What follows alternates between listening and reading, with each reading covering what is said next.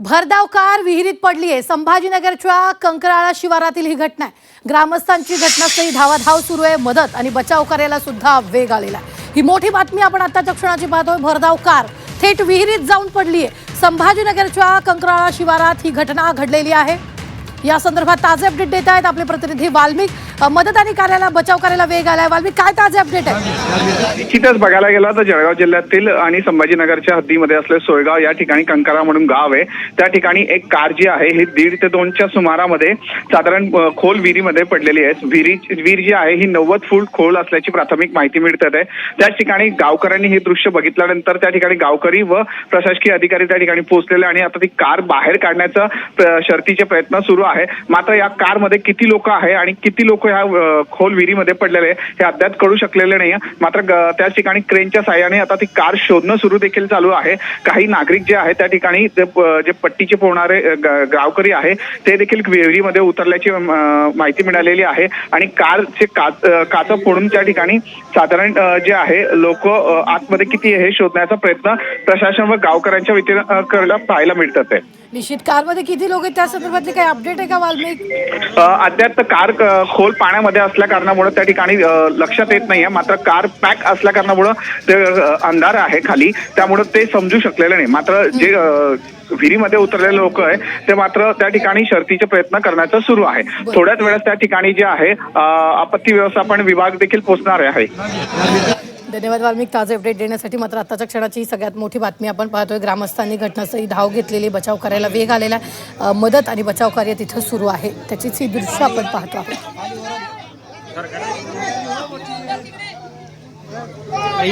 आता ही मोठी बातमी आपण पाहतोय। भरधाव कार थेट विहिरीत पडलेली, याच विहिरीत ती कार पडलेली आहे। त्यामुळे आता त्या कारला बाहेर काढण्याचं काम तिथं सुरू आहे। कारमध्ये किती लोक आहेत हे अद्याप समोर आलेलं नाहीये।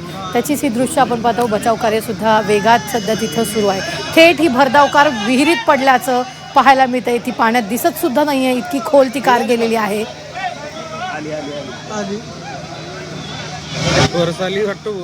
बचाव कार्य सध्या या घटनास्थळी सुरू आहे। मोठ्या प्रमाणात त्या कारला बाहेर काढण्याचं काम सध्या सुरू आहे आणि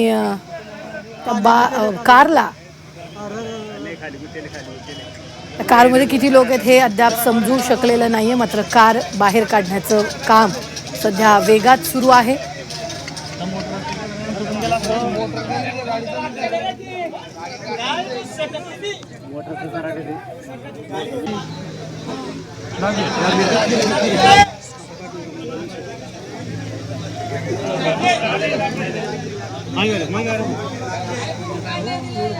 ग्रामस्थांनी घटनास्थळी धाव घेतलेली आपण पाहतोय। विहिरीच्या चहूबाजूनी ग्रामस्थ आहेत आणि बचाव कार्य सुद्धा इथं केले जाते। कारण रोडवरून थेट ही कार जी आहे ती विहिरीत पडलेली, थेट खोल ही कार गेलेली आहे आणि तीच कार काढण्याचं काम सध्या सुरू आहे।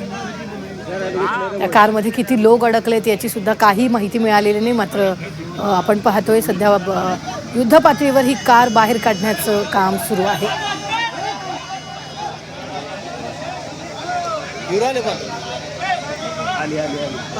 हे दृश्य आपण पाहतोय। ही कार सध्या बाहेर काढली जाते।